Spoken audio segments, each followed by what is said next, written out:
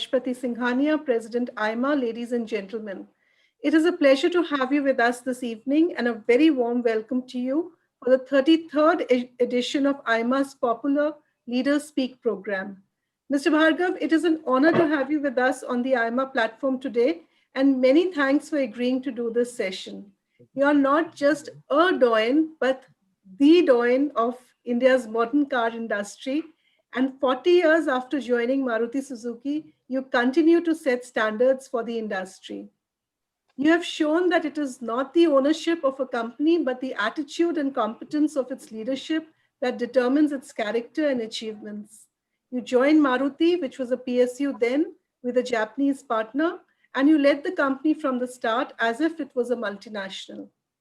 The outstanding performance of the company persuaded the government to give it the freedom it required to build an automotive ecosystem with world-class supply chain, production efficiency, and product quality at Indian prices. You bargained for freedom with the company's performance and not with its complaints.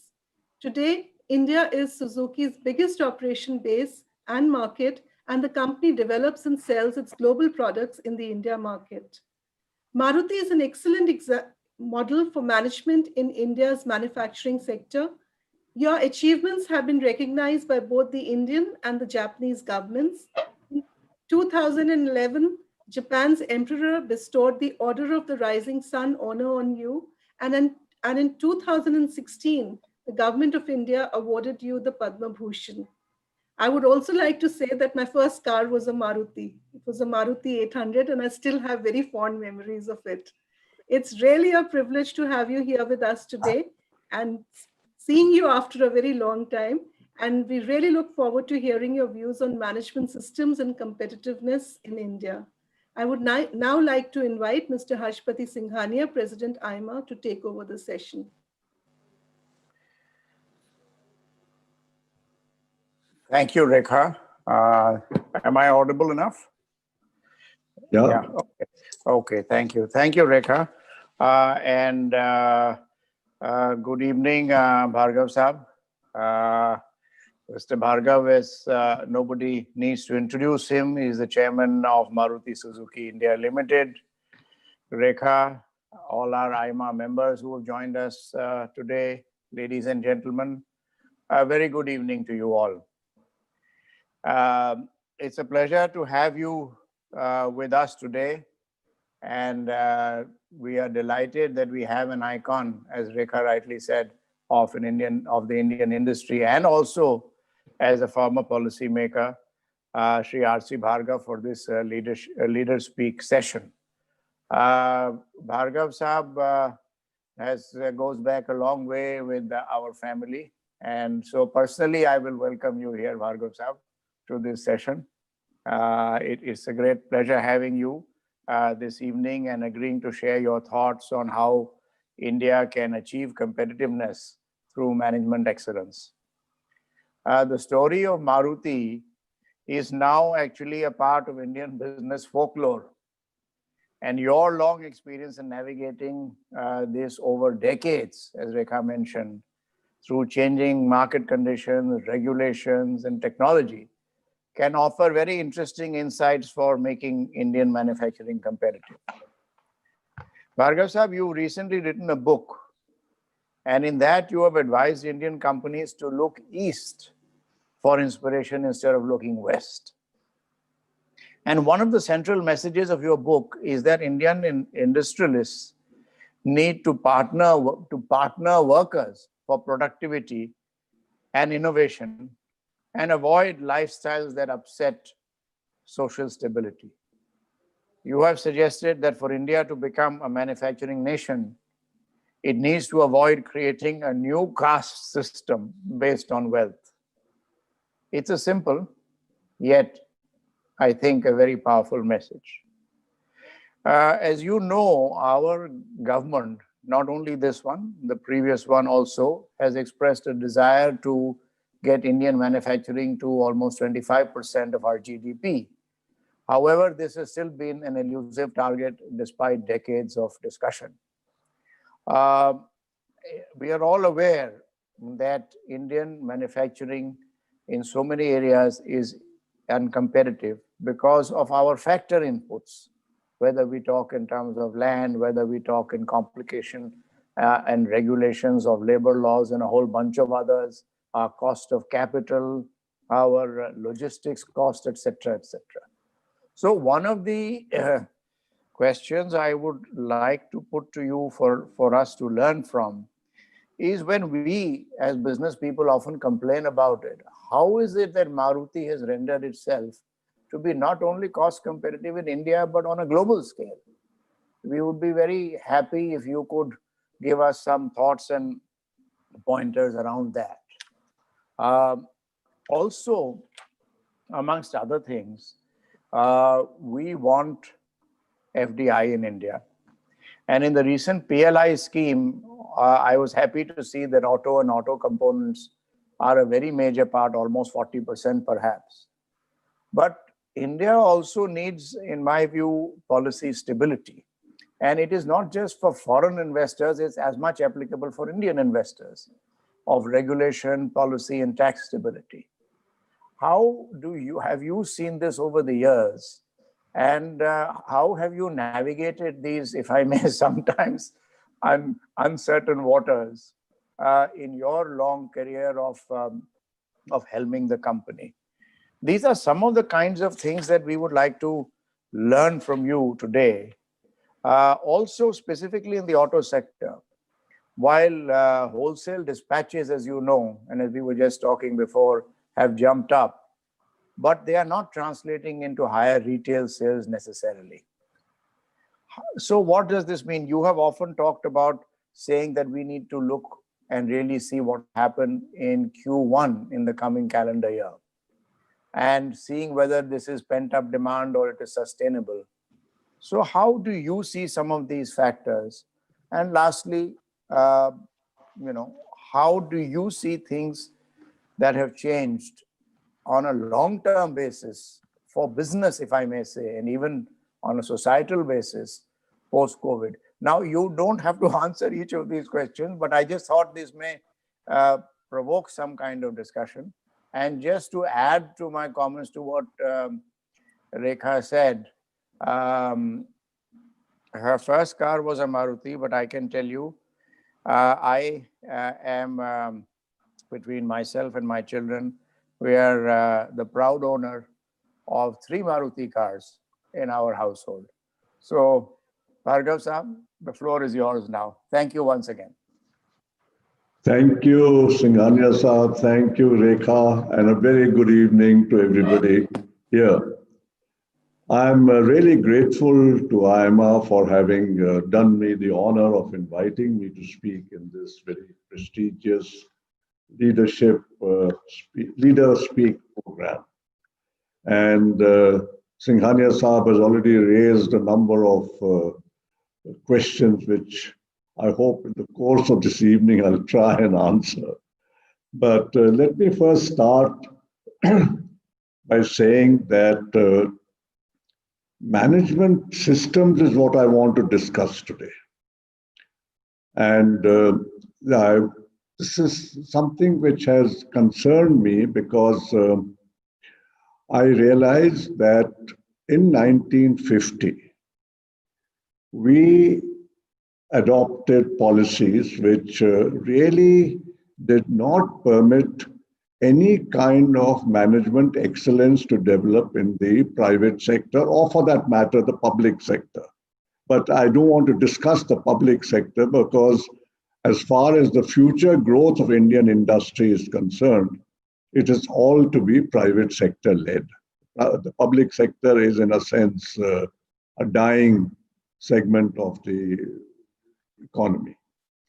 And during that period, after 1950 till 1991, because of the closed economy, because of the licensing policy, because of the MRTP, because of the socialistic and very strongly socialistic content in all the policies, managers had no scope for doing anything except manufacture and distribute their products up to the capacity, cost, quality, or any other technology development was all irrelevant stuff at that time. It didn't make sense to do anything.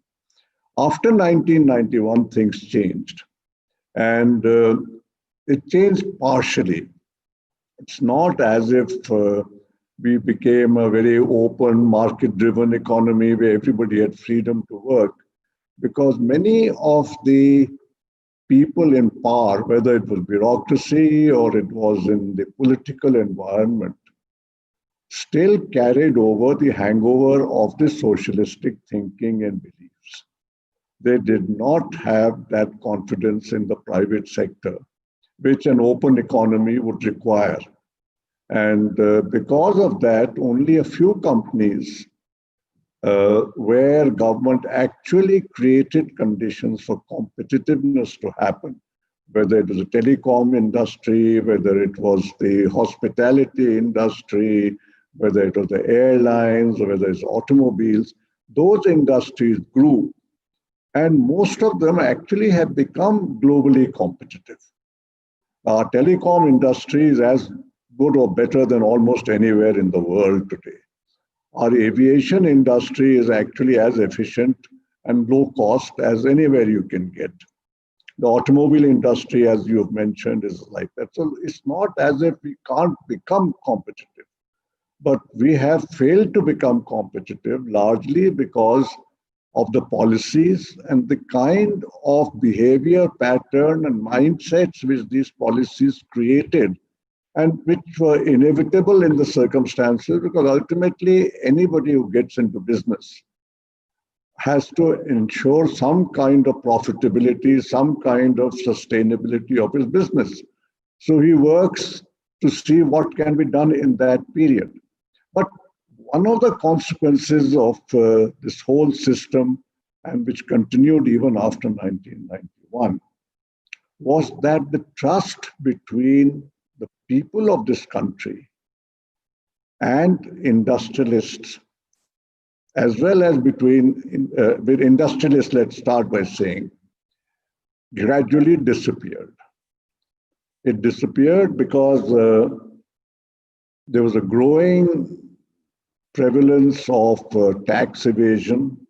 There's a growing prevalence of black money generation, corruption, of nexuses between some politicians and some businessmen, and the lifestyles of people were such, or developed in such a manner, that the gap between the rich and the poor started and kept growing in these years. We continued to swear by socialism. It remained part of our constitution. And our socialism meant growing disparities. But that anomaly did not bother anybody in the political system who were actually saying that we are socialists. But that is what happened in the communist system also. People in communist power became the richest people in the country.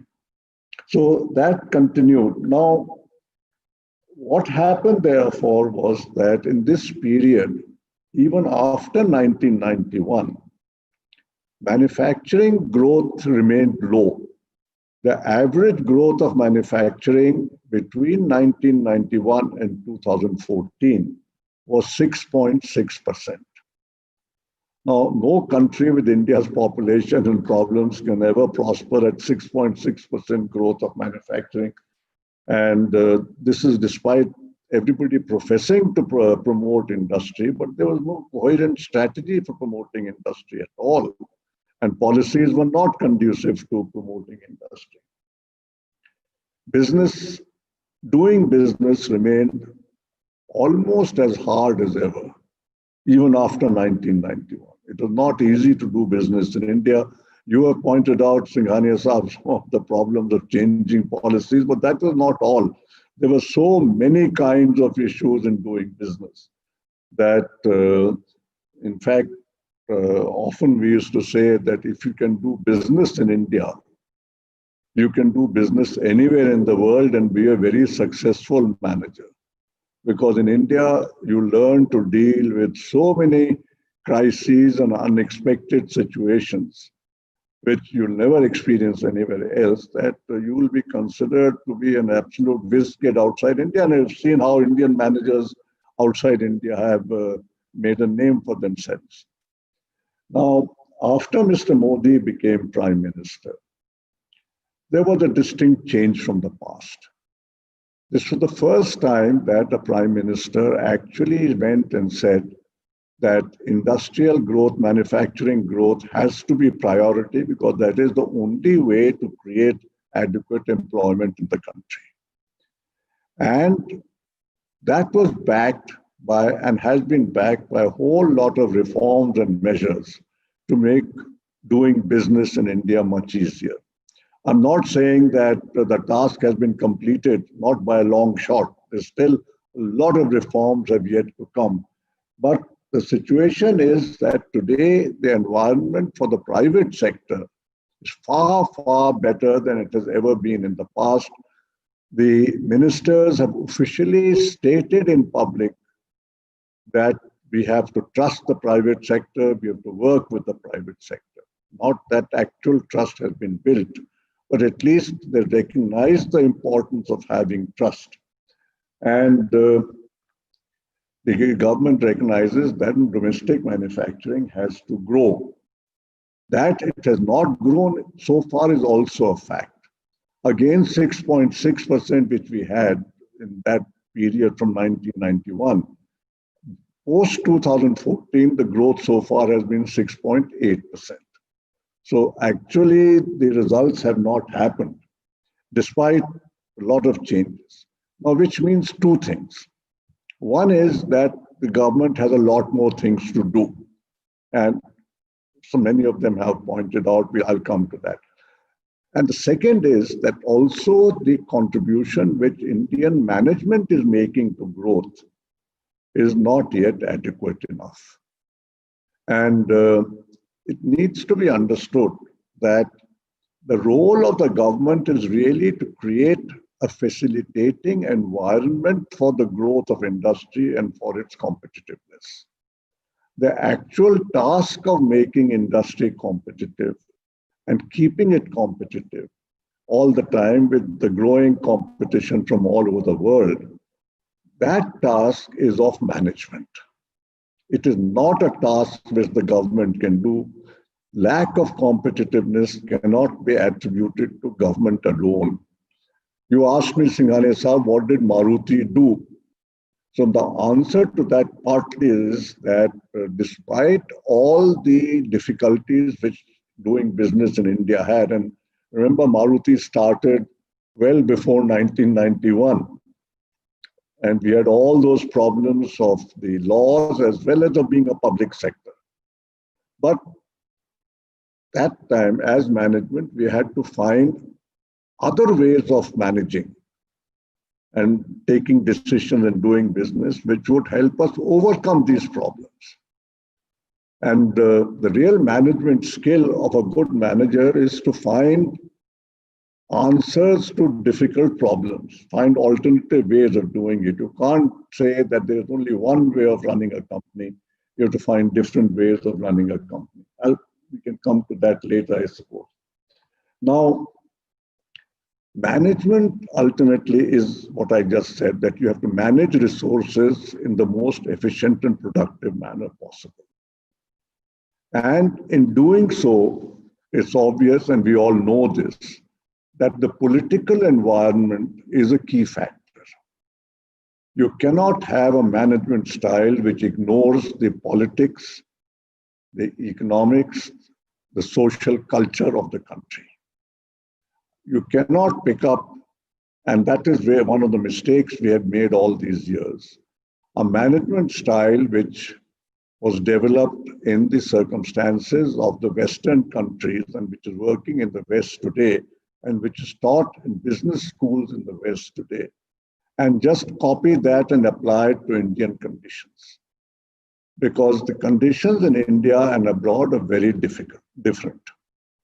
And that is why, one of the reasons why we don't succeed as well as we should, because we are following a management style, which, in fact, if you look at it, even the West has lost competitiveness with that management style. What was once a competitive part of the world, that competitiveness shifted first to Japan. And then other countries came up, whether it was Korea, whether it was Taiwan, whether it was China, Singapore, today Vietnam. Each of these countries developed their own style of management, dealing with their political environment. Because, for example, the Chinese style of management is not the Japanese style of management. Conditions are very different in China from what they are in Japan, and that we all know how these things are. And the same thing applies to Korea. The Koreans also have some of the elements of the Japanese management style, but the rest of it is based on their political system, which is a very different kind of political system. So what we need to recognize is that in India, we have to develop our own management culture, which is suited to our circumstances.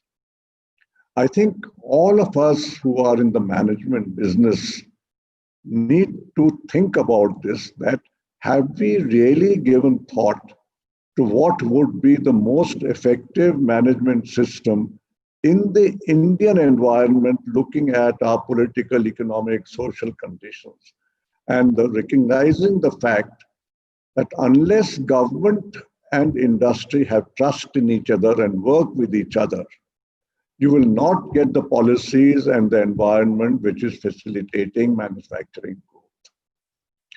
Also remember that in India, every person above 18 has a vote. In India, the number of people who are very poor people but who have a vote is proportionately far, far larger than it is in any of the Western countries, or even in Japan or Korea or China today. And this factor is, the implications of this factor, I think, are not difficult to work out if anybody gives a little bit of thought to what this means. That if government is to be seen as facilitating management, of helping the private sector to grow rapidly, growth means creating wealth in the private, through the private sector. Is it possible to do so if the public at large don't trust the private sector and believe the private sector is running industry for their own benefit, not for the benefit of all the stakeholders? It can't happen in this political system. And it's something which is not because I think Japan has done a great job or something like that. It is a reality of life that in the Indian system, the politician has to depend ultimately on getting elected. To get elected, he has to recognize what the voter wants and what the voter sees. If the voter sees this guy is sold out to the industrialist and is taking money from them, that guy doesn't have a future in Indian politics. That Sood Boot ki Sarkar made such a big ruckus in India. So don't forget that part and recognize that we have to keep in mind the nature of the Indian political system and the voting system and the voters if these systems are going to work. But despite this system, it's still necessary to win the trust of the people. Now, how do we win the trust of the people? I think that is the big challenge for industry to think. And this is again something which I'm not sure how many, let's say, the big industrialists think about. How do we go about winning trust? And this cannot be done by government. It has to be done by industry. So one of the things which is important is that industry has to project itself in a manner that we are running this industry, of course, to make money. But the more we expand, the greater will be the employment opportunities which we are creating. And therefore, the benefit to the people comes from the expansion of the industry because people get productive jobs. But it must then be seen that the industry is running for the benefit of the economy as a whole, for the benefit of the people of the whole, as a whole, of the stakeholders of the company as a whole. And stakeholders include employees and suppliers and dealers and everybody. and not for the benefit of a few limited people who promote the industry. I think that is a major difference in the approach of many good countries which have grown, is that industries are run with the object of growth. That's the primary object. Industries are not run for the benefit of the family promoting the industry.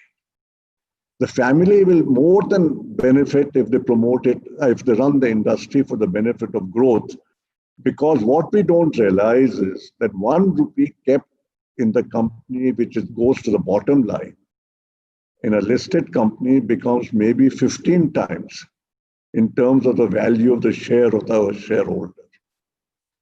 Whereas if you take that rupee out and consume it, the share price gets lowered by 15 rupees for each rupee. And so if you really want to become wealthy, the way to become wealthy is by increasing the value of your shares, which means the market must give you a high PE ratio. The market must keep valuing your share. Your earnings per share must keep going up. Why has Mr. Musk become the second most richest man in the world today? Because his share price has gone up. It's not that he has that cash in his pocket, but his wealth is huge because the share price has gone up, but the market has valued his share enormously.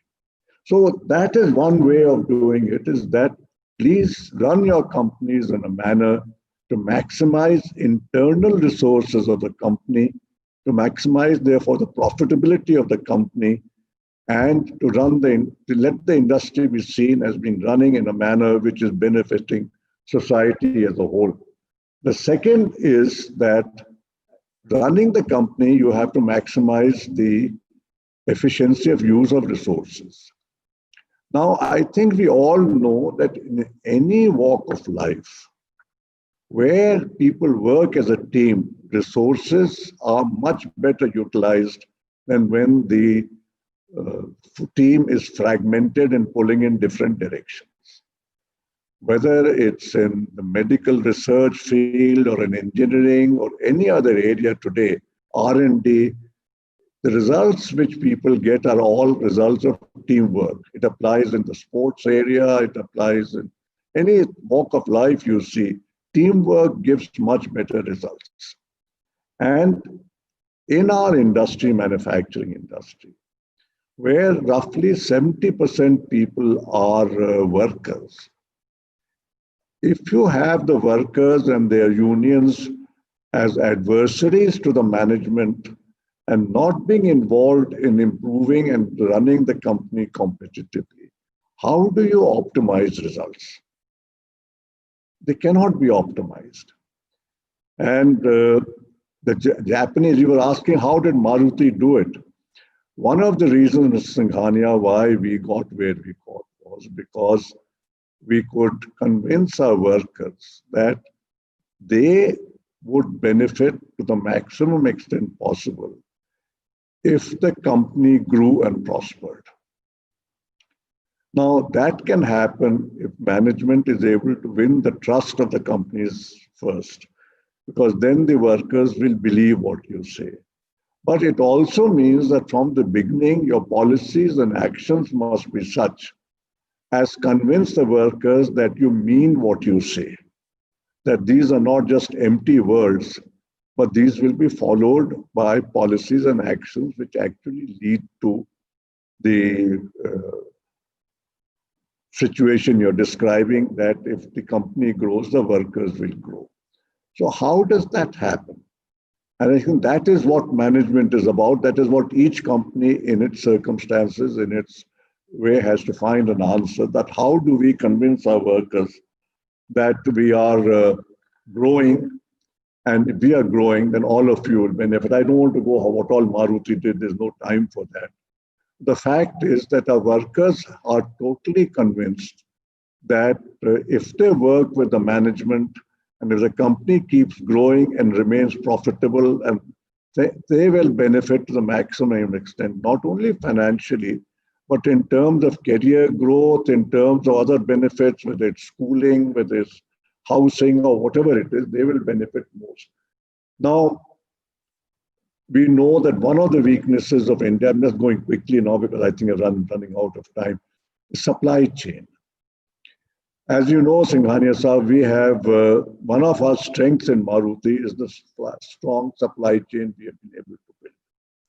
Indian supply chains are notoriously weak in terms of quality, in terms of cost, in terms of reliability. And one of the reasons any foreign investor in India is hesitant is because of the weakness of the supply chain.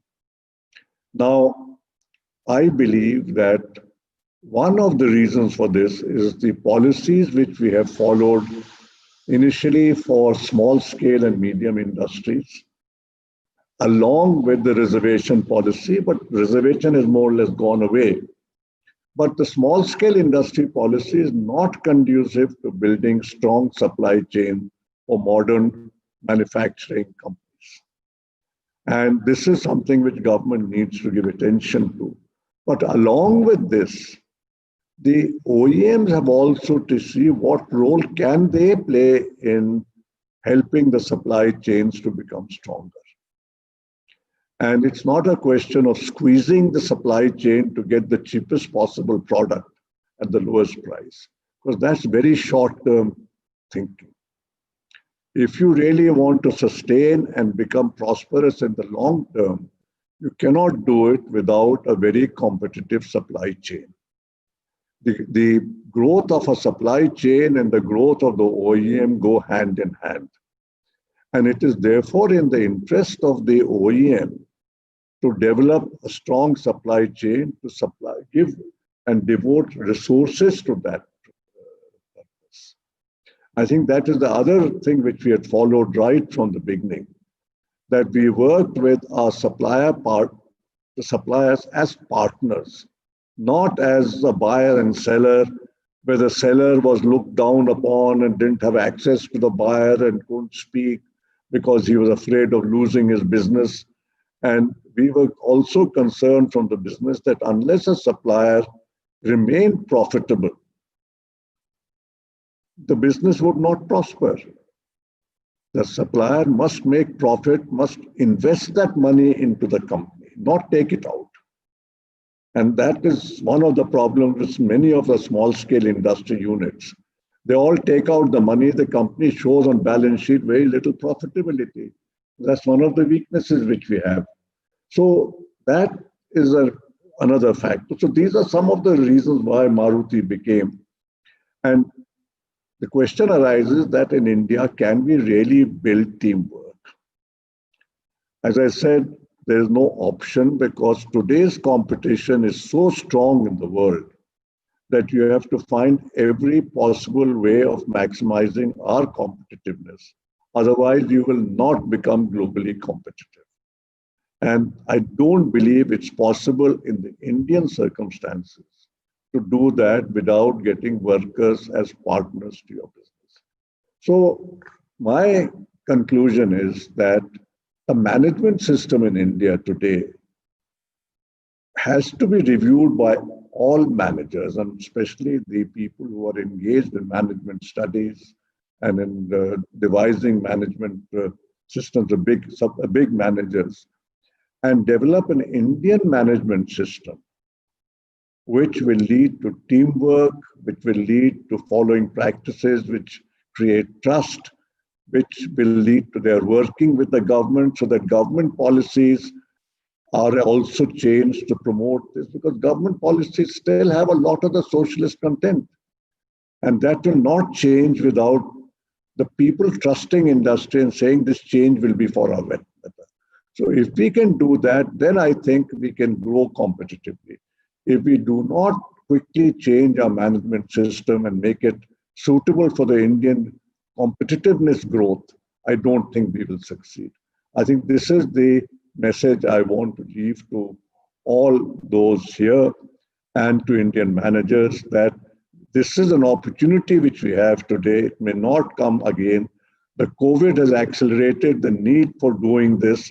Let's take this opportunity. Let's build industries which become globally competitive.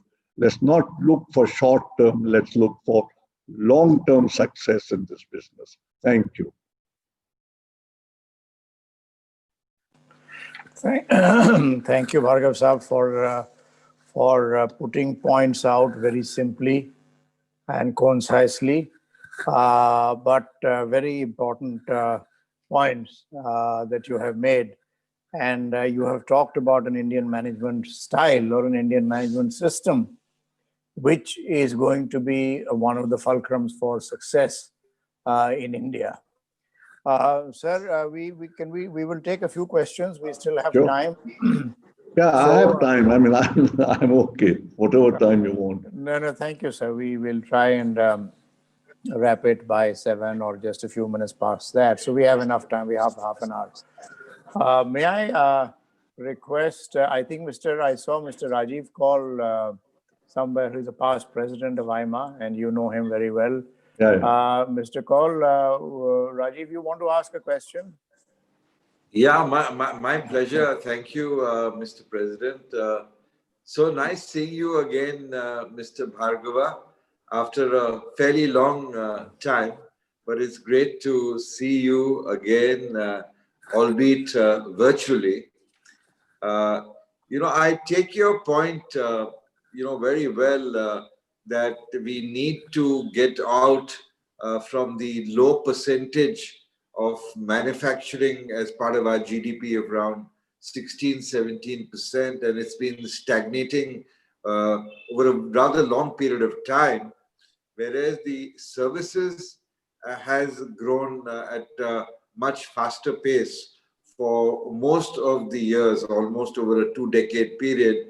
I think services has performed at least 2 or 3% better than manufacturing. What would you say the reasons for the much higher growth in services? What you attribute it to relative to manufacturing? Because, say, the ease of doing business has been very much the same in terms of the periods of time, and the governments have been same, and it's over 2 different governments that this stagnation has taken place. So I'd really like to learn from you and know your thoughts on this aspect. I think, Rajiv, it's nice to talk to you again, really, as you said, after a long time, that partly this has been because the banking sector has expanded in India, and India was a totally unbanked country at one time.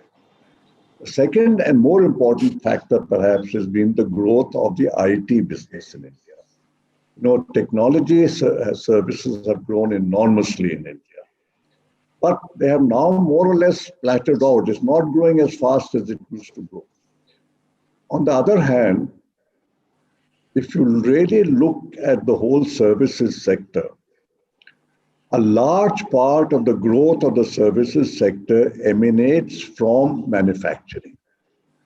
Although we talk about the service sector growth being very rapid, you see how many of the jobs in the services sector arise only because of manufacturing, whether it is in transportation, whether it is in the sale and service of the products which are sent out. I know in the car business, the growth of jobs in the services sector is far, far higher than in the growth of the car industry. Because if you look at all the activities which happen downstream of the services of the cars being manufactured and sold, and keeps happening every year, because the number of cars in the economy keeps increasing each year. I may not increase any employment in my factory, but if I keep turning out, let's say, 15 lakh cars a year, 15 lakh cars will probably generate maybe 5 or 6 lakh jobs every year. And they all go into the services sector. So that is why I keep saying that without growing the manufacturing sector, you cannot create enough employment. The jobs will not be in the manufacturing sector at all to that extent, because you have to make the manufacturing sector as competitive as possible, of as high quality as possible, as low cost as possible. And I think this is missed by most policymakers and most governments. They only look at jobs in the manufacturing sector. States are now going to this area of reserving employment in industry for local residents. It's a anti-competitive step. And if you make your industry uncompetitive, the whole growth of economy and of employment will slow down. The only way to do it is to maximize competitiveness, make your products as low cost, as high value as possible, and grow the industry. Then your services sector will grow, total employment will grow. And employment, I believe, in the services sector will always grow faster than in the manufacturing sector. Always. But by that token, the GDP will also naturally grow faster. Sure. Always. So there's no question of manufacturing growing much faster and catching up with services over 50 years. It'll always be services, but the services will be, if we grow in manufacturing 1%, probably the GDP growth in services will be 2 or 3%. Correct. By your analogy. No, but a good example, look at Gurgaon.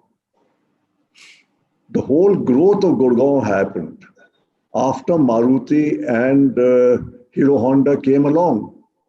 Mm-hmm. And it was triggered by the manufacturing sector, but look, see how it developed. Correct. I don't think it would have happened unless these two industries had been there. True. Good point. Thanks very much for this clarification, and thank you, sir.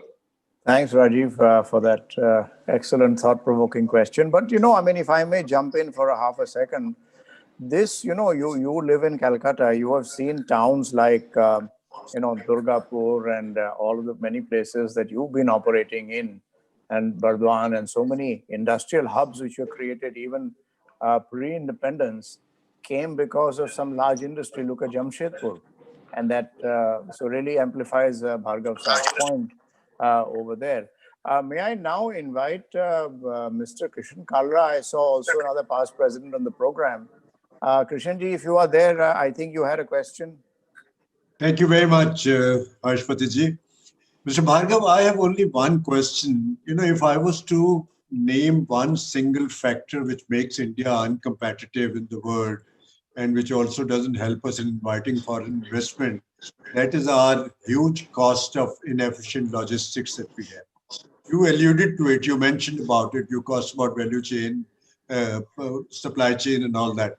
What exactly can we ask the government to do it? Because I find that this is one subject, one issue on which government is doing very little.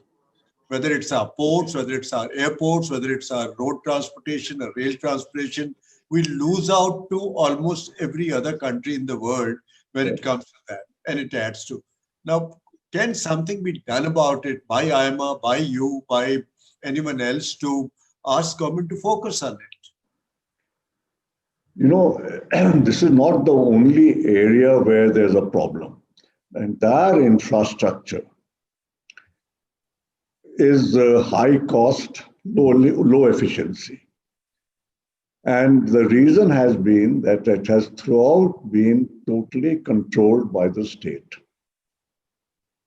And it's difficult to find very many activities in either the manufacturing or the service sector, which are state managed, which over time have actually improved their efficiency and productivity and competitiveness.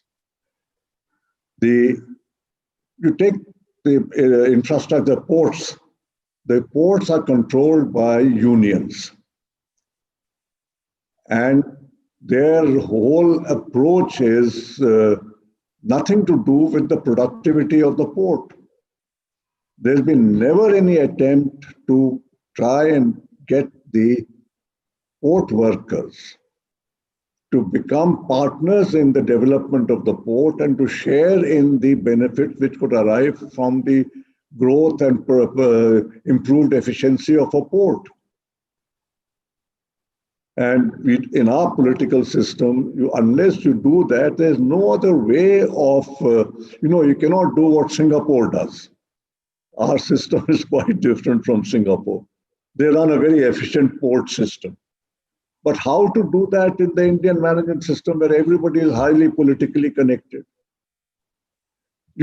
Why is our financing cost high? Because the bulk of our banks have been state controlled.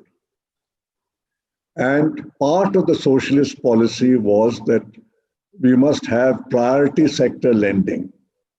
We must spread to the whole country and provide services, which means that the lending rates to industry must become higher so that the banks can afford to pay for spreading throughout the country.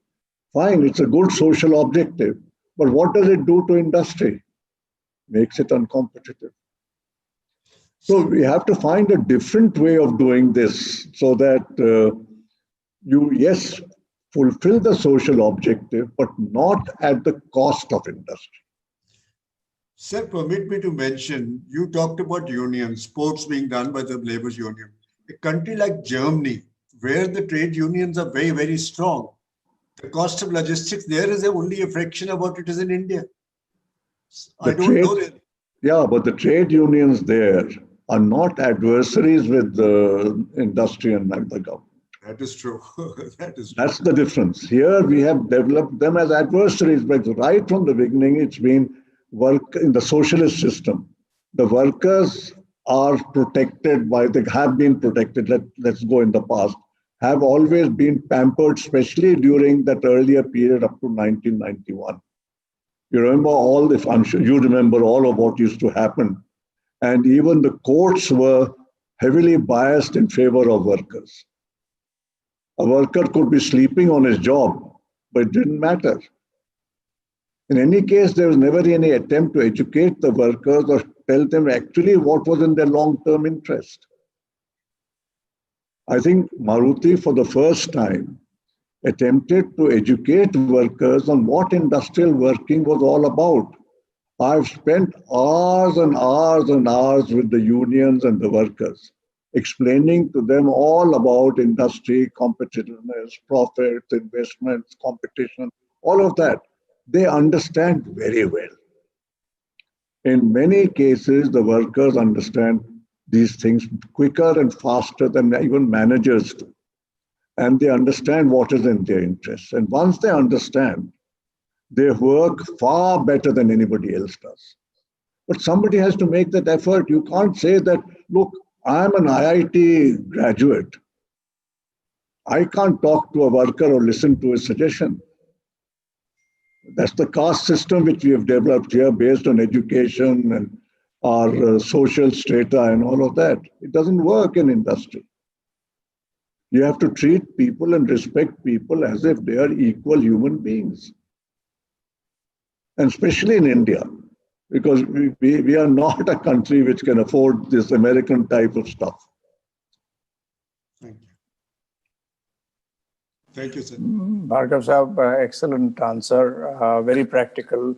May I ask, there are many, many more questions from our panelists, and I will not be able to, from our viewers, I'll not be able to call out on each one. But I will try and club for your interest a couple of questions or at least themes. One clearly, which is a burning platform for manufacturing in India, is this whole issue of automation versus jobs. The so-called or potential conflict to say that to become competitive and to have high productivity, we will have to automate, and a lot of technologies and machinery today indeed comes with that automation. And when we talk of Industry 4.0 and a whole lot of other things, but how do we balance the issue of creating jobs? And that is a point that you emphasize, sir, in your talk today, that how one of the areas where industry can be useful to society is when it is creating jobs. So this is one potential conflict which comes in. Would you like to give your thoughts around that? Sure. There is no conflict. Because as I said, the goal of industry has to become the most competitive. Competitiveness means lowest cost, best quality, so that the customer gets best value for money. Now, how to do that is the job of each manager. And you have to balance the technology, automation, and human skills with these objects of quality and cost. Whichever leads to better quality, lower cost is the technology to adopt. We cannot go rigidly, that's industry 4.0, 3.0, all of that I don't understand at all. I'm quite ignorant. What I do understand is that I have to find the best way of lowering my cost and improving my technology. Because if I do that, as I said, the jobs in the total economy have to be looked at, not jobs in any sector of the economy. We make this terrible mistake everywhere in India of looking at jobs sectorally. They should not be looked at sectorally, they must be looked at holistically. And the more competitive you become, the greater will be your sale volumes, the greater will be the job creation. And the more competitive you get, the greater will be the chance of your finding export markets, which in itself will create more jobs in manufacturing, in transportation, in the ports and such things, in shipping and all of that. So please don't look at it sectorally that, oh, industry automates, therefore it's reducing jobs. That's the incorrect way of looking at it. Competitiveness is the only thing which you should look at. Thank you, sir. One other question with regard to a point that you also made very, very important about supply chains. And there is a question here that how do you really bring the MSME, which you also talked about, as an integral part of a supply chain wherein they can actually be competitive and give the OEM the quality that it wants. So how do you go through that process? Maybe from your own experience, you can talk about a little bit of touch on that aspect. Well, partly it's a question of government policies changing and not having the same set of policies for MSMEs who are part of manufacturing supply chains and having the same set of policies for MSMEs who are in the business of retailing or in repair shops or in running village chakkis and all such things. You know, they are two different animals, if I may put it. And you cannot have the same set of policies for both. Now, for some reason, government still has not been able to understand this, but it is something which we need to work to make government understand that supply chain policies have to be different because the kind of companies which are required in the supply chain are companies which have to be as globally competitive in terms of quality and cost as the OEM itself. I cannot make global quality cars if the guy making some small sheet metal part or doing some small electroplating part or some small heat treatment somewhere doesn't have that same technology which is of global standard. We don't understand that the supply chain actually determines your competitiveness and the quality of your product. So that has to change. But OEMs have to, in any case, we have the same handicap of MSME policies. In some cases, we were able to persuade the person that forget the MSME benefits, you'll get much more benefit by growth and just grow. Because the policies of government don't incentivize growth. there is actually a disincentive to growth in the MSME policies. Yes. Whereas policies should actually incentivize growth. But if they can't do it, then it's up to us to educate the small businessmen that, look, you'll do much, much better by growth than you'll do by remaining in MSME. And many, many have understood this. One straight example, I remember Sigma Industries. Used to be MSME. And one day I told Sardarji, he came to me, he said, I'm बहुत परेशान है. That's what's happened. I said, I don't know how to manage so many problems. I said, the problem is that you want to remain small. Grow big and you'll be all right. And after a few years, he called me up and he said, that meeting has changed my life. He said, now I have time to do all kinds of things and I am much, much bigger than what I used to be. I'm completely relaxed because I can employ people. So it's something which you have to find answers to. You cannot remain constrained by these artificial barriers. Right.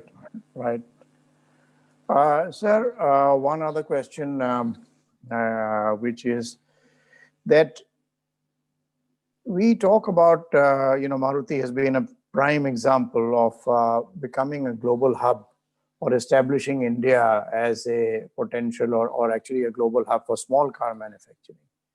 How do you see this going forward? And do you believe we have the potential for even moving beyond small cars to maybe other category of vehicles where we can call ourselves a global hub? And if I may just complicate the question, Bhargav Sahab, with one more fact, which is again going back a bit to supply chain. This whole global phenomena of not depending or not heavily depending on China as a supplier of low cost, but even of acceptable quality components. With this entire wave globally, China plus one at least, sari companies baat karti hain. So how does this fit in to India's potential at becoming a bigger global manufacturer? See, firstly, I don't think we will become an exporter of big cars because the Indian market is not a big car market. And therefore, you'll have to make cars only for export. And for most people, that will become a high-risk activity because depending only on exports increases the risk factor substantially for various reasons which you'll understand. But it's very possible for India to become a manufacturing center for components of big cars. Foreign component manufacturers, like they've done in China, they can establish manufacturing in India for components and export those components outside India to the overseas markets. But they have to be done in conjunction with the OEM to minimize the risk factor.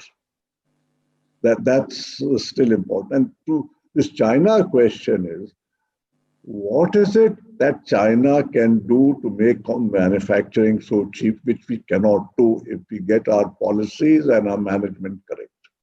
I think India has the capability of becoming even lower cost than China if government and industry work together with the sole object of maximizing competitiveness and growth of our industry. Other agendas should not come in the way. Our problem is too many other agendas come in the way and is not done in a, let's say, a sincere manner. If we do that, I think because in terms of our ability to understand technology, in our ability to manage technology, the ability of our workers to deal with complicated technology products. I've seen all of that and it's outstanding. I think Indian workers and Indian people are outstanding people in many ways, but they have to be suitably trained and motivated and they will do it. So I think we have the potential in India, but policies ultimately is the fault of the policies, of course, because if in 1950 we had started with something different, we may have gone a different way. But even today, it's still possible to do something about it. Thank you, sir.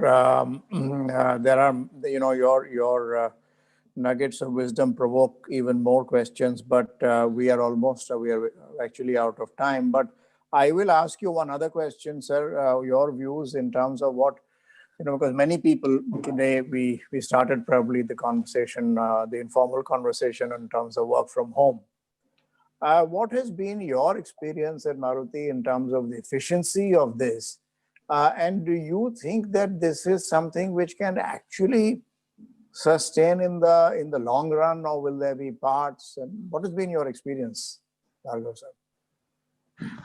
No, our experience has been good from work from home. And personally, I think that going forward, some of the things which have developed in this COVID period are here to stay.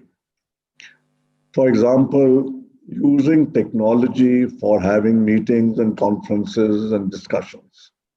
Why travel? You waste, so much time in travel. And like we are discussing like this, why is this any different from discussing across the table? We can do so. This will certainly increase efficiency. People commuting every day to work. A lot of people spend 2, 3, 4 hours on the road commuting, with traffic being what it is. We are all talking of traffic problems. But if at least half the people started, or half, 1/3 of the people started working from home, and maybe even did it in rotation, you will solve the traffic problem to a large extent and increase efficiency all around and increase waste all around. So I think some of these things are done, and people's work can be quite easily monitored. And, of course, you can't manufacture from home. You have to actually be on the shop floor. But a lot of other activities can be done from home. Today, most people work with their laptops. So how does it matter where you work from your laptop, as long as you are producing the outcome which is required from you? So I think we have to become more flexible and look at ways of reducing cost and wasting time. I think it comes back to your Indian management system. Bhargav Saab, if I may sum up for a truly delightful session we have had with you, where I think all of my participants, and by the way, there are about 800 odd people which go on this program. And it's not a matter of, oh gosh, it is a matter of thank God, because they can get the benefit of your, if I may say, very down-to-earth experience and wisdom. This is not anything which is talked about or taught only in text or in textbooks, but it is something which one has to experience. And your decades of personal experience come through in terms of your sincerity. Your undying, if I may use that word, faith in our workers. And the fact that you brought out very simply that if they constitute 70%, say, of your workforce, and if you are going to have some kind of an adversarial relationship with them, how in heaven's name can we think we can succeed? It's a very simple point, but a very powerful one. So when we look at things like that, you talked about the team effort, you talked about supply chain repeatedly being a very integral part of competitiveness. And without that, India or Indian manufacturing not coming in. But integral to that, things about government policy, our infrastructure, all of these areas. And one thing which I thought you brought out very well, Bhargava Saab, was the fact when we start talking about jobs and automation and a whole lot of the counting of jobs, the fact that they may not be directly under that factory shed, but in the entire ecosystem, the gain in jobs in the economy as a result of that manufacturing process is very, very important. And last but not the least, I think you repeatedly brought the point of trust. And trust, we as managers, we as people involved in business, it is equally our responsibility, if I understood you, to create that trust with the citizens and public on the one hand, and with government, who are the policymakers. Then only through this trioca, I suppose we can succeed, if I've understood you correctly. Absolutely. And if I may just put in a personal note, this whole talk of competitiveness is music to my ears, because, sir, Bhargav Sahab, about, I would say almost maybe 10 years ago, I had made a very detailed presentation on how to make manufacturing competitive in India. And as you know, our group has been involved in manufacturing largely. And I am sorry in a way to say that if I pull out that paper, a large number of things there, the numbers may have changed, the figures may have changed, but a large number of things, unfortunately, still remain work to be done. It's not that nothing has been done, but as you said, a lot has to be done. And therefore, I will end on the optimistic note that the way we are going, and if we continue with this, and if our government is able to appreciate this angle, we have great many decades ahead of prosperity for a different generation, for a generation which is younger to us. And I think that is where I think the hope in India lies. So, Bhargav Sahab, thank you so much for being with us this evening, and wonderful to have you once again. Thank you. Thank you very much. Thank you, everybody. Thank you, sir. Rekha, we are done. Yeah, thank you, Mr. Bhargav. Wonderful to see you again. And thank you for a wonderful session. If you see the chat, I think the comments say it all. So thanks so much for joining us. Yeah, I'm sorry I Thank you, couldn't take the Rekha. questions of everybody, but I think we tried to encapsulate as much as we could. Thanks all for joining. So we'll Bye-bye. have the next Leader Speak session on the 8th of December, where Mr. Sunil Munjal will talk about his award-winning book, The Making of Hero. So see you then. Okay. Thank you. Bye-bye. Good